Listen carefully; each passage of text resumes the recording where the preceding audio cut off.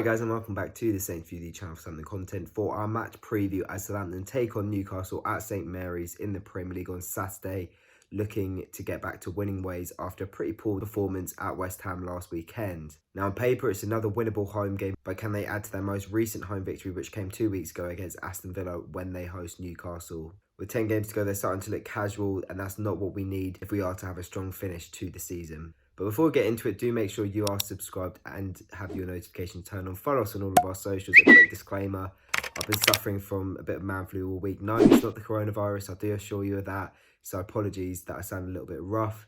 But yeah, let's get into it. As always, let's reflect on the last game for Saints, that really disappointing 3-1 defeat at West Ham. Arguably, you could see it coming, given the fact that our record against West Ham is so poor and they really needed the win. But we didn't really offer much, in my opinion. I think we had one or two good opportunities to score, scored from one of them, and then the rest of the afternoon we're sort of on the back foot defending the whole time. You know, we looked like the relegation threat inside, to be honest. It was a massive win for West Ham, and it doesn't really worry me in terms of relegation worries. But I am starting to get concerned about the fact that we're starting to get a little bit complacent, and maybe that sort of top 12, maybe even top 10 finish might not be achieved come the end of the season, which would be a real shame because they've got a really good opportunity to do that. Having said that, we played great in our last home game against Aston Villa, 1-2-0, but it should have been scored more.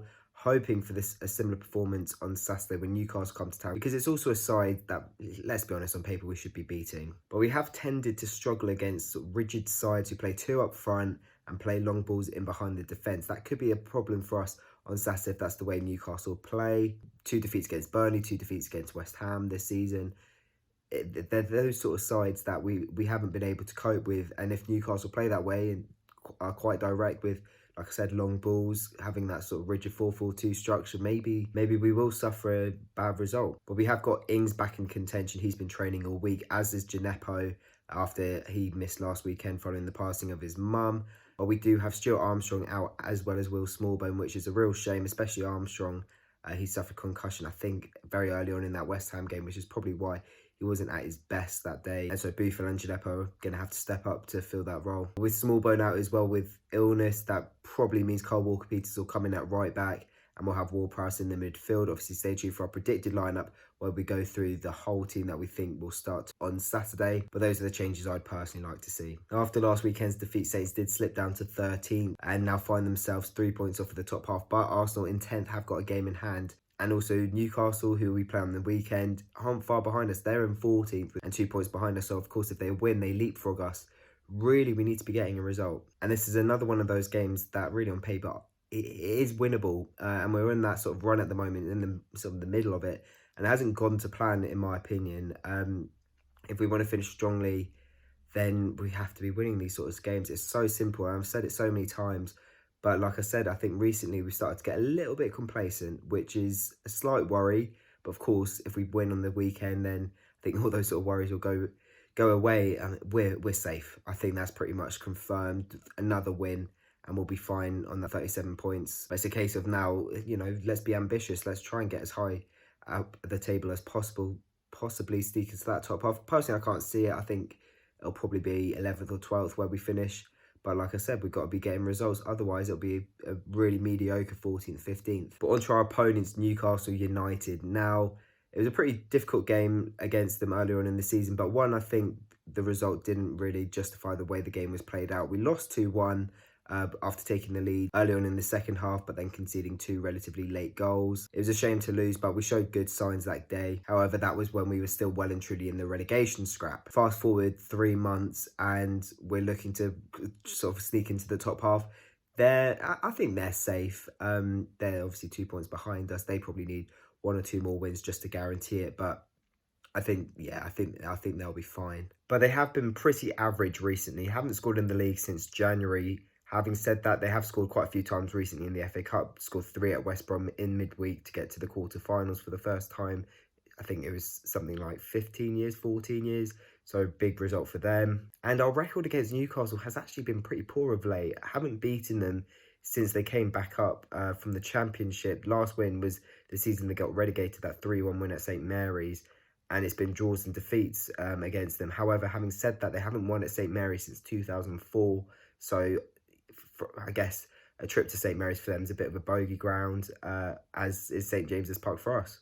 And they have struggled for goals pretty much all season, especially from their strikers. I think it's Joe Linton, who's only got one Premier League goal all season. Amaron started to chip in finally for them, which is obviously good news for them, a player I like. And the defenders have been the ones to sort of step up and score the goals. Having said that, where they lack in goal scoring, they make up for it in defending. I think Dubravka's an excellent goalkeeper for Shah. When he's on form, is a really good defender.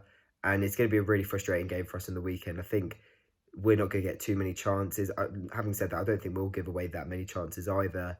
But we're going to have to take ours, definitely. And like I said, I think they're safe, but of course they'll want to make sure of it as soon as possible. And with a few wins, they'll wrap it up nicely. So I think they'll also be looking to win this one. But of course, I'm no expert on Newcastle, so I've asked Matty from the Magpie channel to come back on and give us all the insight we need on Newcastle. Take it away, mate. Buongiorno everyone, Matty here from the Magpie Channel TV and Newcastle Fans TV.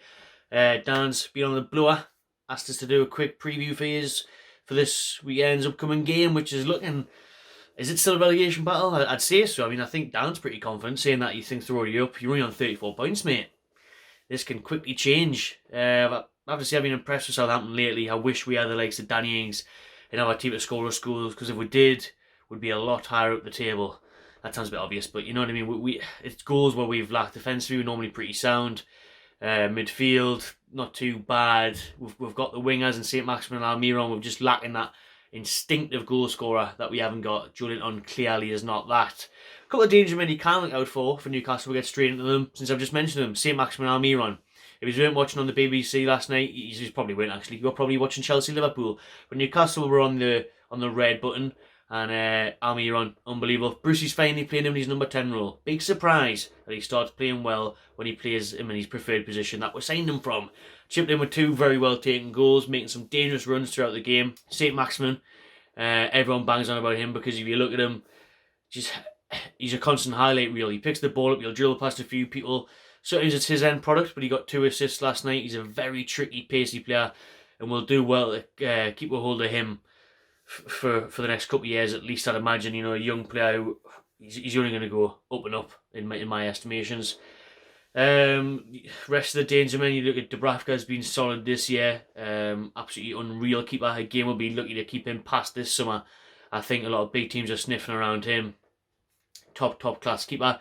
Is prone to 1 or 2 errors, but not massive ones. The amount of times he's saved us. If it wasn't for him, basically, we would be gone. We'd be relegated by now. Because like I say, it's goals that have cost us. Our centre-backs chipped in with a lot of goals at the start of the season, a lot of last-minute winners. Expect a potential last-minute goal at St Mary's on the weekend. Brucey's snatch and grab mags is what they've been nicknamed a lot. From an outsider, you probably looking in thinking Steve Bruce is doing a good job. In terms of results, yes, you know, where we are in the league, reasonable, where you'd expect Newcastle to be mid-table. We've reached the quarter-final of the FA Cup for the first time in over 15 years, so he's doing very well on paper. But if you're like me and you go week in, week out, it is very ugly football. So prepare yourself for that. Unless he's been playing the new formation, the 4-2-3-1, is a lot better to watch than the 5-2-3 or the 5-4-1 that he has been playing. We actually are seeing shots on target now. Nice change. I think we can go with Southampton, and we have got a shocking record at St Mary's, so that's putting us off a bit. I mean, if I had to put a score in it, I probably would say 2-2 or 1-1. But I think, I know Dan mentioned your home form, and you are very up and down. We're very similar, the Saints and the Magpies, in terms of you never know who's going to turn up. I mean, Newcastle have beaten Chelsea, beaten Spurs, beaten Man United, drew with Man City, you know, and then we've went and got beat off Norwich, drew with Brighton, drew with Norwich again the other week at home. So, you know, we've had some very poor results, some drab 0-0s, but then again, you know, we've had some good days. So it's been an up and down season. Hopefully this new formation's picked again and we can kick on from there. But may the best team win on Saturday, and I hope you stay up, because I like Southampton, good old days, the Dell, Matt Le Tissier, Marion Parhors. Big fan of Parhors I was. But cheers for watching. Make sure you subscribe to Magpie Channel TV and enjoy yourselves. Thanks for doing that, Matty, mate. I will leave their link in the description below. Really good channel if you want your Newcastle content. Right, on to my prediction. Like I've said quite a few times already in this preview, I think it's going to be a tough game. I do think it's going to be quite frustrating at times. I think chances will be limited. Whether we get over the line or not, we'll have to find that on Saturday. I do think we will, though. I think it'll be tight. I think it'll be scrappy. But I'd like to think that we perform in a similar way to which we did against Aston Villa. We won't get as much space, I think we know that. And with a few injuries, we may be changing formation slightly. But I'm going to go for a scrappy 1-0 Saints win. If we want a top 10 finish, this is the sort of game we have to be winning. And I think a draw or a loss, we'll start slipping down the table. Not into the relegation zone, but be a really mediocre end to the season. Right then, guys, thank you very much for watching. That is the end of the video. If you have enjoyed it, leave a like. Let me know in the comment section below your score prediction and how you're feeling ahead of the game. Make sure you are subscribed with your notifications turned on, following us on all of our socials, and we'll see you tomorrow for a predicted lineup. Take it easy, guys.